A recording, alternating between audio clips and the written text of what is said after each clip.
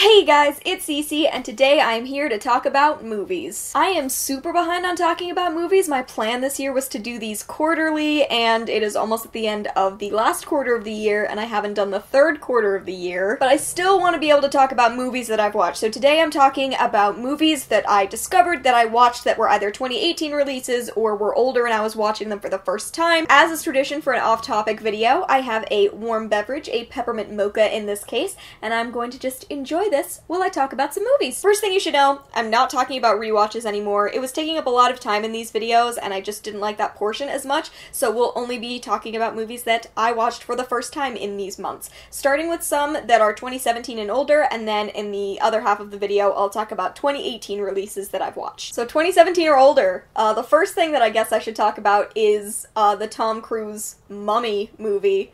I watched it. So this was actually part of a thing that my roommate and we wanted to watch all of the Mummy movies, not all the Scorpion King movies, because I just couldn't do that to myself, but we watched the 3 Brendan Fraser Mummy movies, only one of which is in any way decent, and then we watched the new The Mummy. In case you're wondering about the originals, the first Mummy is one of the best movies, like, ever made. Objectively speaking. The second movie is really rough, but you can get through it. The third movie is such a disaster. It's like a person with a crayon wrote the script, no one approved it, and then they just made it. It's an absolute disaster. The Mummy 2017 is only slightly above that level of quality. So this was supposed to be part of the Dark Universe, and you can tell that it's a movie that they wanted to be like their Iron Man of the Dark Universe. They were setting up Tom Cruise to be part of a much bigger story, and it was a total disaster because they were incorporating this villain backstory while also there was like this Jekyll and Hyde thing that was a side story in this that was really shoddily handled. Like, it could have been interesting, but it wasn't. Mostly the reason that the original Mummy works is because Brendan Fraser is incredibly charismatic, he's fun to watch, he's likable, and Tom Cruise has those elements in, like, one series, and that is Mission Impossible. Like, as far as action movies go, that is the only action movie with Tom Cruise that I like him as an actor. And this entire film was soulless. There was just no point.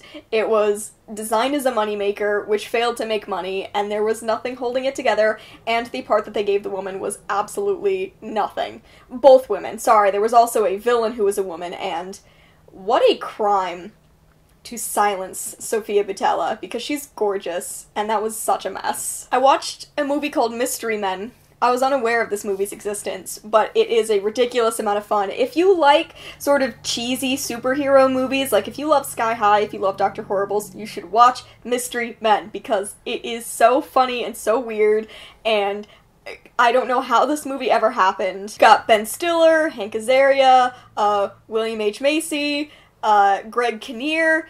There's a weird number of really good people in this movie for a cheesy, weird superhero movie that's kind of about 3 guys who don't really have superpowers. And the one dude who seems to have superpowers is just a huge dick. Oh, and Jeffrey Rush is the villain, which is, the villain's name is Casanova Frankenstein. Like, that should set you off in the right direction. It's weird, but wonderful. I want to talk about a few horror movies really fast.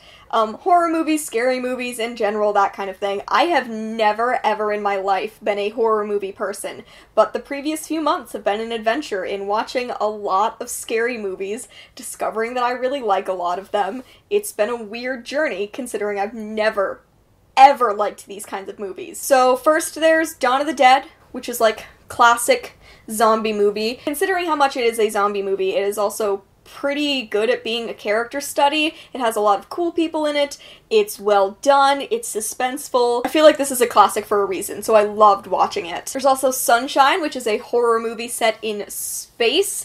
I love space movies. You set any genre of film in space, and I will watch it, and I will love it. I already watched a, like, space horror movie earlier this year, Life, that was, like, really good for what it was. It was a space horror movie. I think Sunshine is, I think it's on kind of a similar scale to Life, if not a little bit better. I think that there was a little bit more substance to this movie than there was in Life. There's just a level that the characters bring to this movie that is really interesting, and it really brings something new to space, which is hard to do in my opinion, but it still managed to bring something new and was really fascinating and interesting to watch, even if it was like a little bit devastating, just like all these movies are. I also watched the original Predator, which was fine.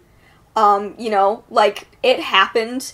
I feel like I understand a piece of movie culture better now, and that's kind of all I can say about Predator. I also watched Predators, which is the one with Adrien Brody.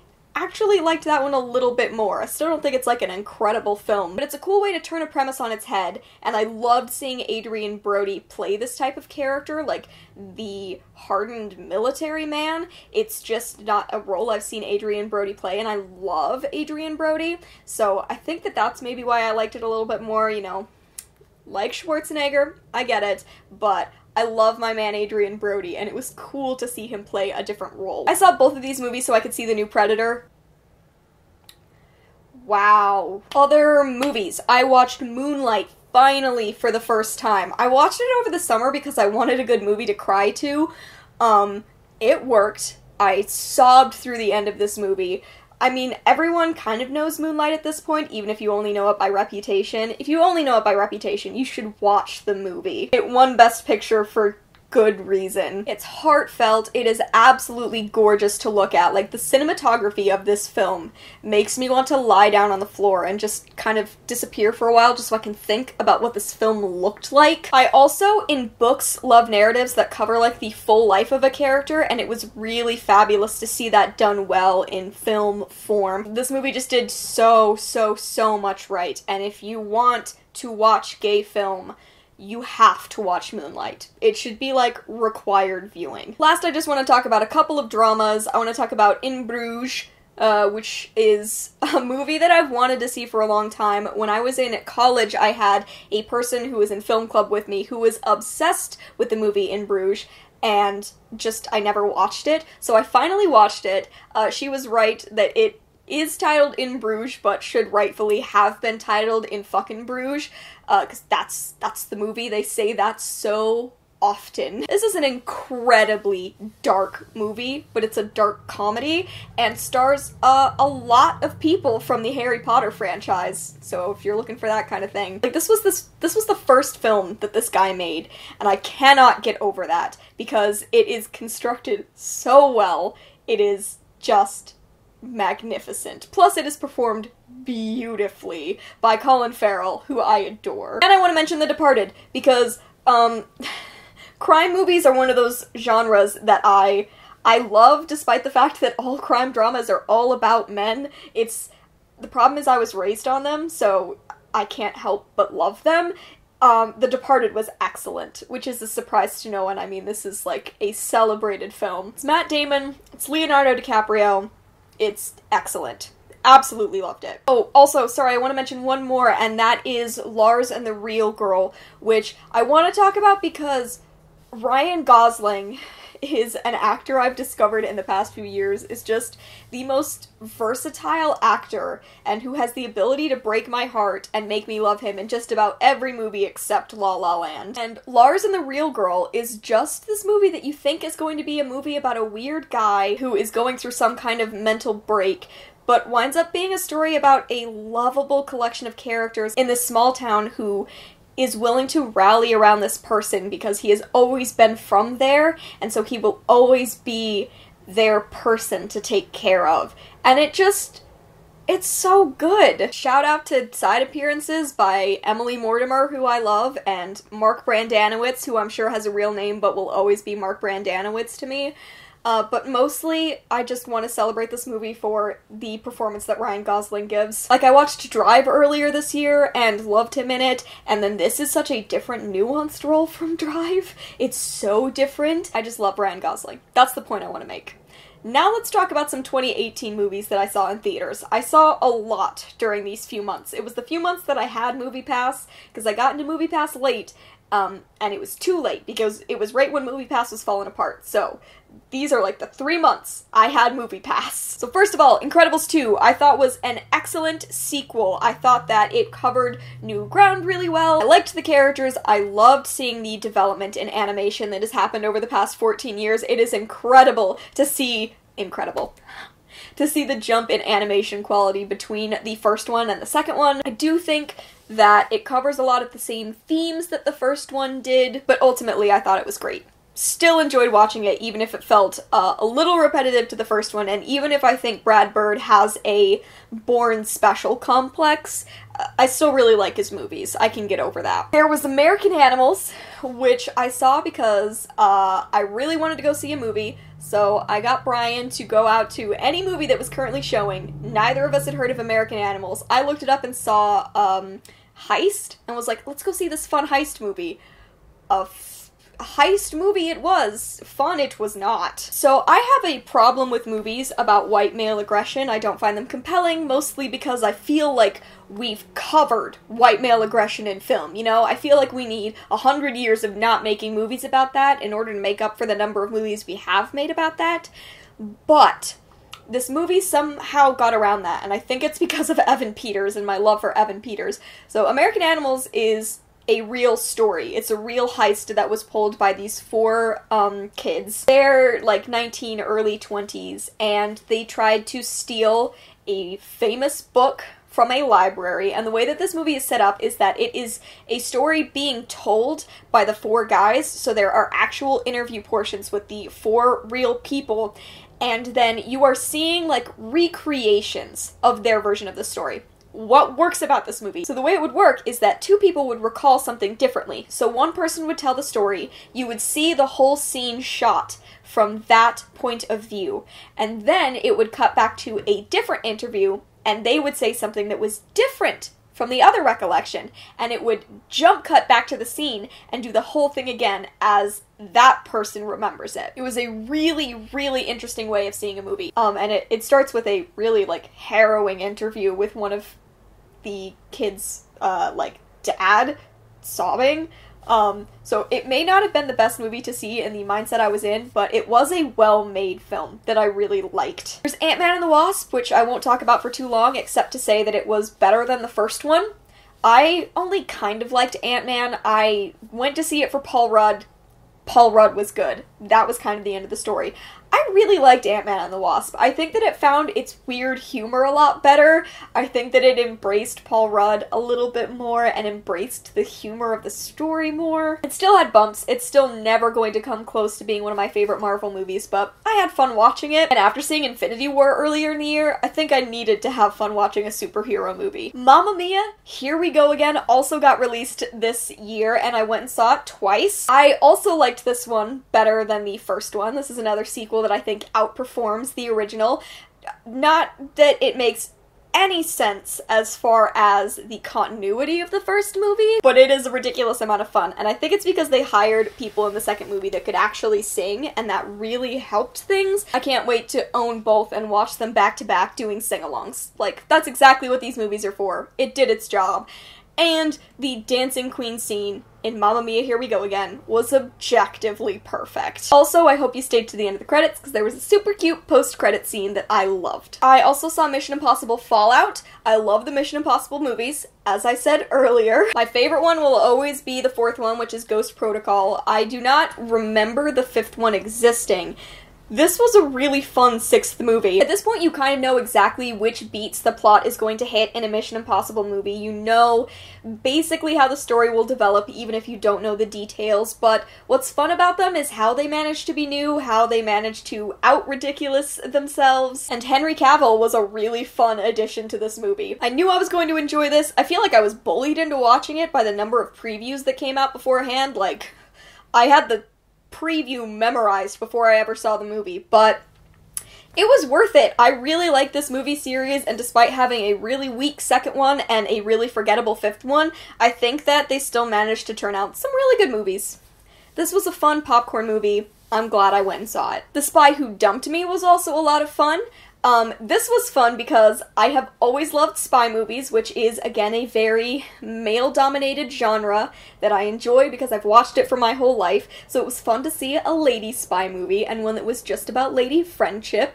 It helps that I would die for Kate McKinnon. This gets, like, a bit ridiculous at times, but what is a spy movie if not a chance to be the most ridiculous version of itself? I know people said that this wasn't that great, but it's like it was a movie that was built for me, so I can't speak out against it because I had fun watching it, and for movies like this, that's my only bar. I am not talking about how a movie was constructed, the real depth of cinema. If I walked out of that theater and I was like, oh man, that was fun to watch, that's my bar. It was really fun to watch, I enjoyed watching it, and I would watch it again. So, that's The Spy Who Dumped Me.